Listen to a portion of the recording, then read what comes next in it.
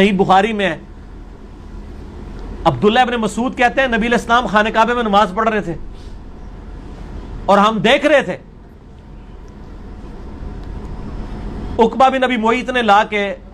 ایک اوجڑی اونٹ کی، اتنی بھاری اوجڑی نبی علیہ السلام کے مبارک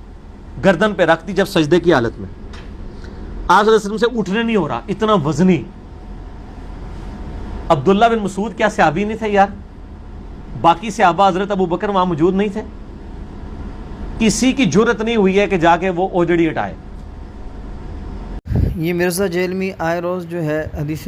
مبارکہ کے متعلق جھوٹ بکتا رہتا ہے اور صحابہ کرام پر جھوٹا الزام لگاتا رہتا ہے۔ کسی بھی حدیث کے اندر، بخاری شریف کے اندر یا ذخیرہ حدیث میں کسی بھی حدیث کے اندر یہ بات ثابت نہیں ہے کہ اس موقع پر ابوبکر صدیق رضی اللہ تعالی عنہ وہاں پر موجود تھے، بلکہ حدیث مبارکہ کے اندر تو ہمیں یہ الفاظ نظر آتے ہیں کہ ایک مرتبہ نبی کریم صلی اللہ علیہ وسلم بیت اللہ شریف کے پاس جو ہے کعبہ کے قریب جو ہے نماز پڑھ رہے تھے۔ عقبہ بن ابی معیط آیا، اس نے آپ صلی اللہ علیہ وسلم کا شانہ مبارک پکڑ کر آپ کی گردن میں جو ہے اپنا کپڑا لپیٹ دیا، اور اس کپڑے سے آپ صلی اللہ علیہ وسلم کا گلا بڑی سختی کے ساتھ جو ہے گھونٹنے لگا۔ اتنے ابوبکر صدیق رضی اللہ تعالیٰ عنہ بھی آ گئے اور انہوں نے اس بدبخت کا مونڈھا جو ہے پکڑ کر اسے نبی کریم صلی اللہ علیہ وسلم سے جدا کیا اور کہا اتقتلون رجلا ان یقول ربی اللہ، کہ تم ایسے آدمی کو، ایسے شخص کو قتل کر دینا چاہتے ہو جو کہتا ہے کہ میرا رب اللہ ہے، اور وہ تمہارے پاس سے،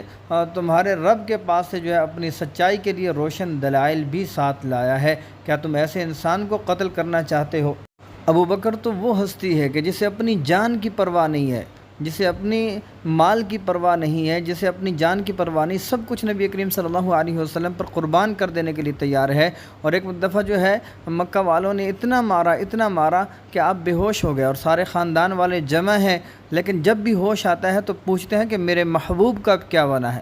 تو ایسی ہستی کے بارے میں، ایسے شخص کے بارے میں یہ بدبخت انسان اپنی زبان کو پلید کرتا ہے، اسے ذرا بھی شرم و حیا نہیں ہے۔